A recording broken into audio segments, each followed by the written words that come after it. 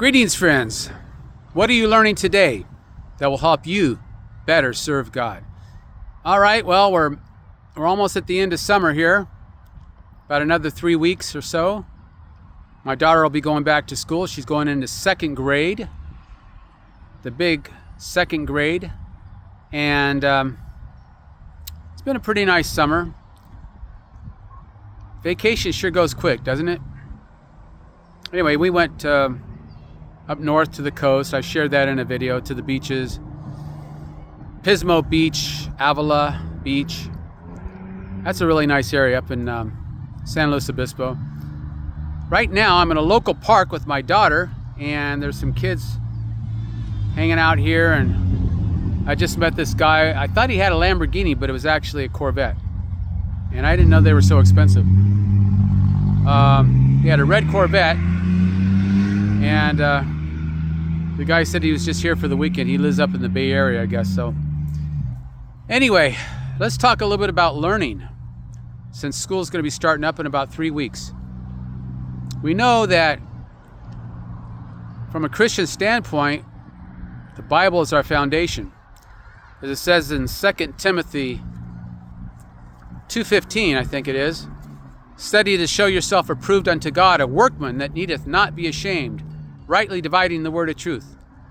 And I'm going to get some books for my daughter so she can start studying from a Christian perspective on her own. But we always have to learn. We're continually a work in progress, aren't we? A lot of us think that once we graduate from high school or college, that's the end of learning, like I'm done with my formal schooling. Yeah, that's true. But you never stop learning. You have to develop an attitude of lifelong learning. And from a biblical standpoint, you're always reading the word, meditating on it, memorizing scripture. Okay, go on out there, Sarah, and I'll capture you. Now my daughter's going to go way out there. There she is. She likes to run.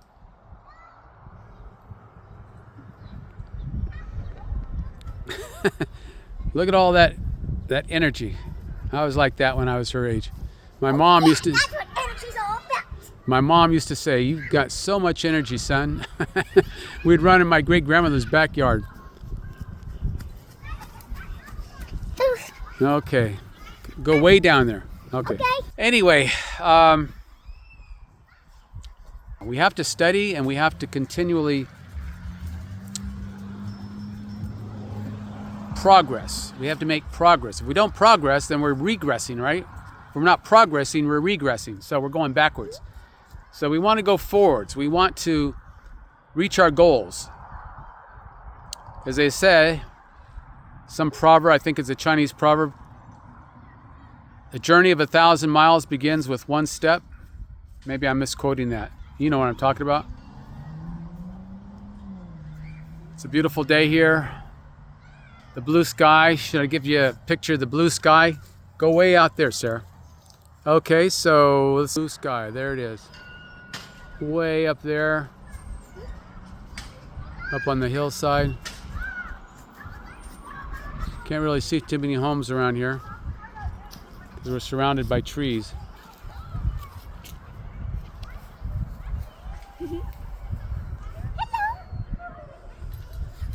And we were just over there on the playground on the swings. My daughter likes the swings, and they got a nice slide over there.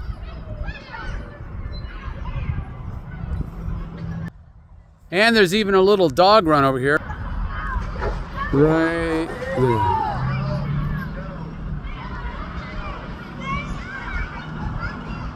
I used to have a couple dogs back in 1991.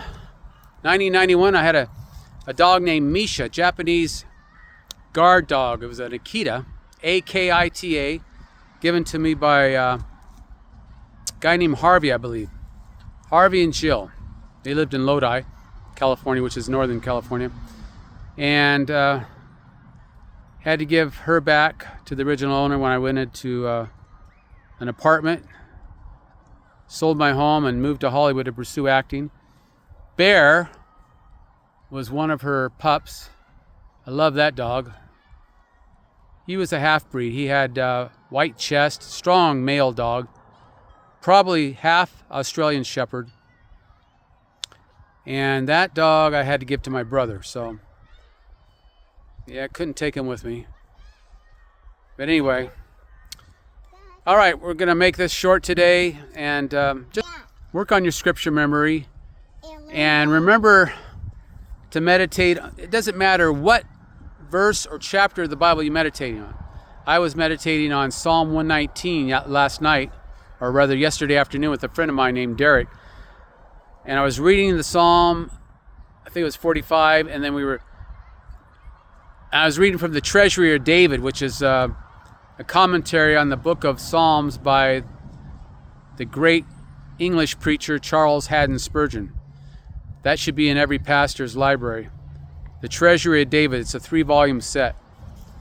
And so that's a resource. You got to have resources at your disposal if you're going to learn and advance your knowledge.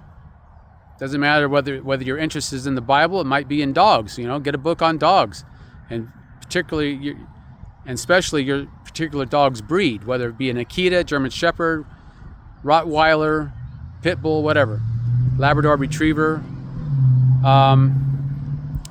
Maybe you like studying about landscaping or trees.